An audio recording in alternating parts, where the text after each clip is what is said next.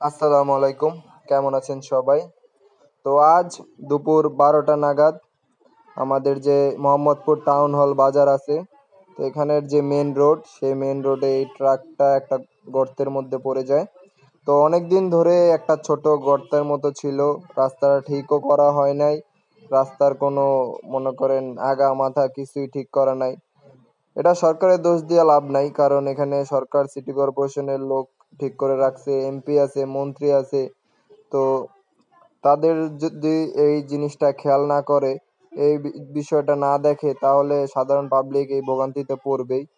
তো এই দেখেন, এই যে ট্রাকটা পড়ছে আজকে, এটার জন্য যে রাস্তায় কি পরিমাণ জ্যাম, কি পরিমাণ বিশৃঙ্খলার সৃষ্টি হয়েছে আজকে। তো যারা মনে করেন আজকে এই সময় চলাচল করছে, তারাই বলতে পারবে যে কতক্ষণ তারা জ্যামে দাঁড়ায় ছিল। তো আমার ভালো লাগার বিষয় জাস্ট এইটা, যে মানবতা এখনো জীবিত আছে মানুষের মাঝে। তো অনেকগুলা মানুষ মিলে, প্রায় 30-40 জন মানুষ জমা হয়েছে একসাথে। তো তারা মিলে খুব চেষ্টা করতেছে ট্রাকটা উঠানোর জন্য।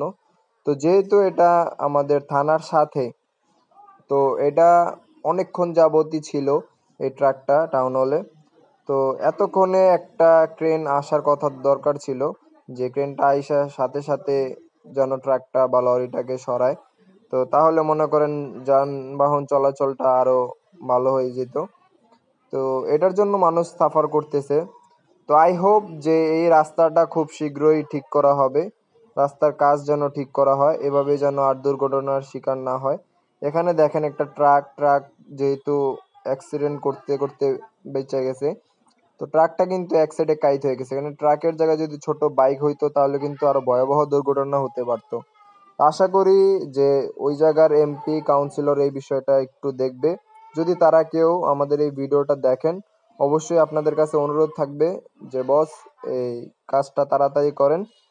তো আমার নেক্সট ভিডিওর জন্য অপেক্ষা করবেন সবাই। সেই পর্যন্ত সুস্থ থাকুন, ভালো থাকুন। আল্লাহ হাফেজ। আসসালামু আলাইকুম।